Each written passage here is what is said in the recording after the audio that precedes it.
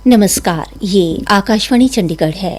अब आप सुकीर्ति से प्रादेशिक समाचार सुनिए। सेवा और सुशासन यानी जन सेवा के लिए शासन के मंत्र पर चलते हुए प्रधानमंत्री नरेंद्र मोदी के नेतृत्व में सरकार परिवर्तन और प्रगति लाने के लिए अथक प्रयास कर रही है।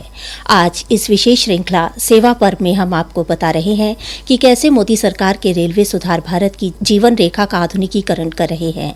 विश्व स्तरीय यात्रा, बेहतर सुरक्षा और प्रत्येक नागरिक के लिए निर्बाध कनेक्टिविटी प्रदान कर रहे हैं।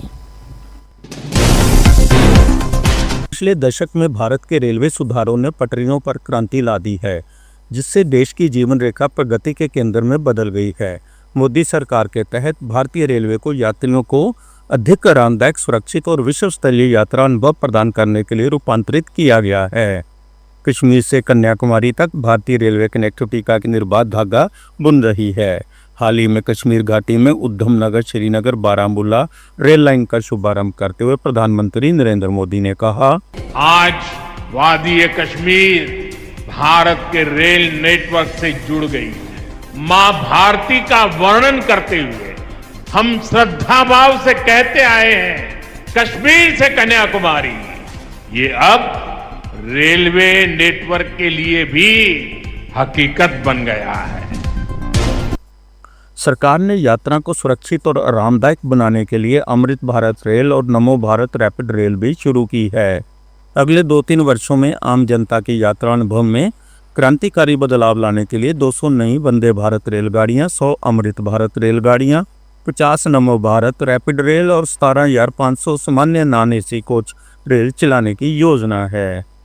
गया और नई दिल्ली के बीच नई शुरू की गई अमृत भारत एक्सप्रेस में एक यात्री शशिका त्रिपाठी ने रेलगाड़ी में आराम और आधुनिक सुविधाओं की सराहना की। गया से बैठने के बाद काफ़ी अच्छा एक्सपीरियंस था। ट्रेन का जो बॉडी है और ट्रेन का जो स्ट्रक्चर है, फैसिलिटीज़ हैं जो कि बहुत ही अच्छी हैं, और सीटें वगैरह जो कि हैं वो भी बहुत अच्छी हैं, और फुल्ली पैक्ड था, हाइजीन था, अच्छा है। अमृत भारत स्टेशन योजना के तहत 1300 से अधिक स्टेशनों पर पुनर्विकास किया जा रहा है, जिससे विश्व स्तरीय सुविधाएं सुनिश्चित होंगी।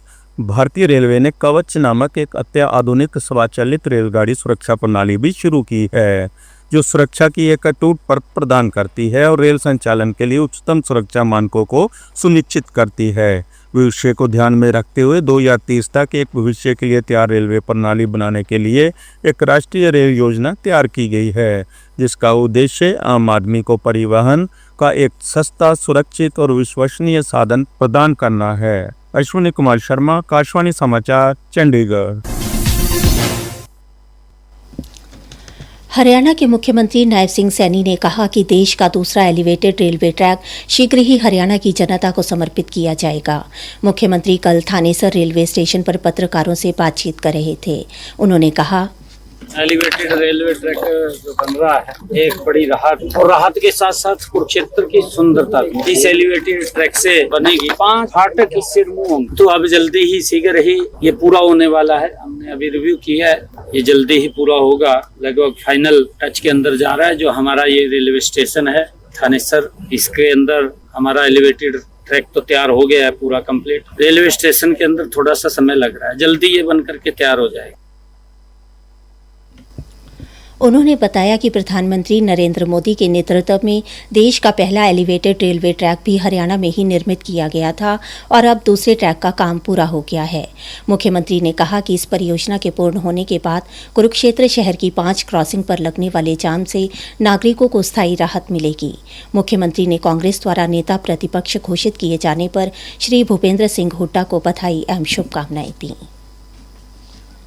हरियाणा सरकार ने चतुर्थ श्रेणी के सभी कर्मचारियों को 13,000 रुपये का ब्याज मुक्त फेस्टिवल एडवांस देने का निर्णय लिया है। फेस्टिवल एडवांस लेने के इच्छुक कर्मचारियों को 14 अक्टूबर 2025 तक आवेदन करना होगा। मुख्य सचिव अनुराग रस्तोगी, जिनके पास वित्त विभाग के अतिरिक्त मुख्य सचिव का भी दायित्व है, ने इस संबंध में एक पत्र जारी किया है। प्रादेशिक समाचार समाप्त हुए।